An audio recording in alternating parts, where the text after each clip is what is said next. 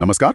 आज हम जम्मू से सुध महादेव मंदिर की यात्रा पर बात करने वाले हैं। जी ये उधमपुर जिले में एक बहुत ही महत्वपूर्ण, काफी प्राचीन शिव मंदिर है। बिल्कुल। और सिर्फ मंदिर ही नहीं, यहाँ भगवान शिव का त्रिशूल भी है और भीम की गदा भी, ऐसी मान्यताएं हैं। हाँ, यही तो खास बात है।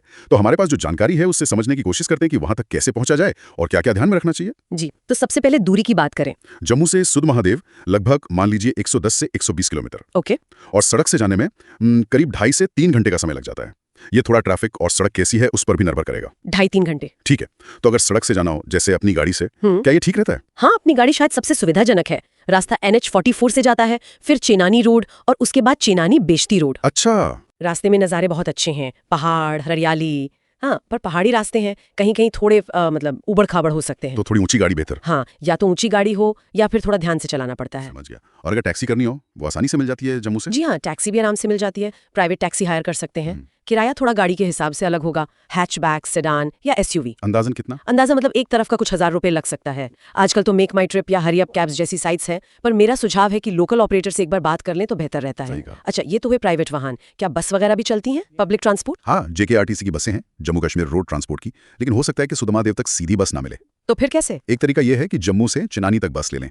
ये जम्मू श्रीनगर हाईवे पर ही पड़ता है। ओके। और चिनानी से सुधा महादेव करीब 30 किलोमीटर है, तो वहां से कोई लोकल जीप या टैक्सी मिल सकती है। हाँ, या शायद पटनी टॉप वाली बस ले सकते हैं। पटनी टॉप तो पास ही है। बिल्कुल, पटनी टॉप जाने वाली बस लेकर वहां से लोकल ट्रांसपोर्ट ले लें। सुधा महादेव पटनी टॉप से लगभग 42 किलोमीटर ही है।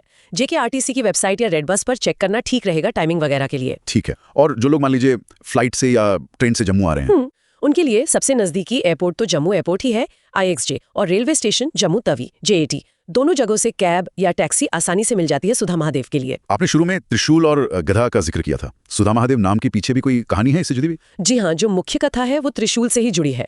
कहते हैं कि भगवान शिव ने यहाँ सुधेत नाम के एक राक्षस को अपने त्रिशूल से मारा था। अच्छा। उसी के बाद इस जगह का नाम सुध महादेव पड़ा, और वो त्रिशूल आज भी मंदिर में है। साथ ही एक प्राकृतिक काले संगमरमर का शिवलिंग है जो अपने आप में बहुत खास है। और भीम की गदा? हाँ, भीम की गदा की भी मान्यता है जो इसे महाभारत काल से जोड़ती है। वाकई बहुत दिलचस्प है ये सब। अच्छा, अगर किसी को रात में रुकना हो तो सुध महादेव में क्या व्यवस्था है? देखिए, सीधे सुध महादेव में रुकने के विकल्प बहुत ज्यादा नहीं है। जैन के टूरिज्म वाले कभी कभी टेंट लगाते हैं, कुछ धर्मशालाएं हैं, ट्रस्ट की सराएं हैं और शायद 1-2 गेस्ट हाउस हो। मतलब सीमित विकल्प हैं। हाँ, सीमित है। अगर ज्यादा आरामदायक और पक्के इंतजाम चाहिए तो पास में पटनी टॉप सबसे अच्छा विकल्प है। वो कितनी दूर बताया था आपने? करीब 42 किलोमीटर। पटनी टॉप में हर तरह के होटल, गेस्ट हाउस मिल जाते हैं। सही।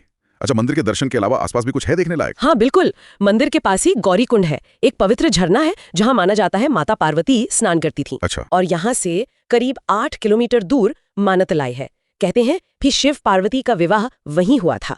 देवदार के पेड़ों के बीच बहुत ही शांत और सुंदर जगह है। वाह, और पटनी टॉप तो है ही। हाँ, पटनी टॉप तो अपने आप में एक डेस्टिनेशन है। सुंदर नज़ारे, एडवेंचर एक्टिविटीज। इस यात्रा के लिए सबसे अच्छा समय कौन सा रहता है? वैसे तो श्रद्धालु पूरे साल जाते हैं, लेकिन अगर मौसम के हिसाब से देखें तो अप्रैल से जून का समय काफी अच्छा माना जाता है। पीक सीजन भी होता है ये। और वो मेला कब लगता है? हाँ, आषाढ़ पूर्णिमा पर। वो आमतौर पर जून में पड़ती है। तब 3 दिन का बड़ा मेला लगता है, काफी भीड़ होती है, रौनक रहती है। तो मतलब जून एक अच्छा महीना है जाने के लिए? हाँ, बस ये ध्यान रखना है कि मानसून में यानी जुलाई-अगस्त में बारिश हो सकती है और सर्दियों में दिसंबर-जनवरी में ठंड काफी होती है, तो तैयारी उसी हिसाब से करनी चाहिए। बिल्कुल। यात्रा से पहले लेटेस्ट रोड कंडीशन, मौसम का हाल और ट्रांसपोर्ट का शेड्यूल चेक करना जरूरी है। और हाँ, मंदिर जा रहे हैं तो पहनावे का और नियमों का ध्यान रखना चाहिए। निश्चित रूप से। तो कुल मिलाकर जम्मू से सुध महादेव तक पहुंचना संभव है। सड़क मार्ग से करीब 3 घंटे लगते हैं। अपनी गाड़ी, टैक्सी या बस के जरिए जा सकते हैं। जी। रास्ते सुंदर हैं, पर पहाड़ी ड्राइविंग का ध्यान रखना होगा। रुकने के लिए मंदिर के पास कम, पर पटनी टॉप में ज्यादा विकल्प हैं। और गौरीकुंड और मान्यतलाई जैसी जगहें इस यात्रा को और भी खास बना देती हैं। एक सोचने वाली बात यह भी है कि आजकल की जो यात्रा की सुविधाएं हैं, ऑनलाइन बुकिंग, अलग अलग तरह की गाड़ियां, वो कैसे सुध महादेव जैसे प्राचीन तीर्थ स्थल के अनुभव से जुड़ रही हैं। हाँ, ये एक दिलचस्प पहलू है। जी, ये जो परंपरा और आधुनिकता का मेल है, ये तीर्थ यात्रा के अनुभव को कैसे बदल रहा है, शायद उसे और आसान बना रहा है या शायद कुछ और। ये सोचने लायक बात है।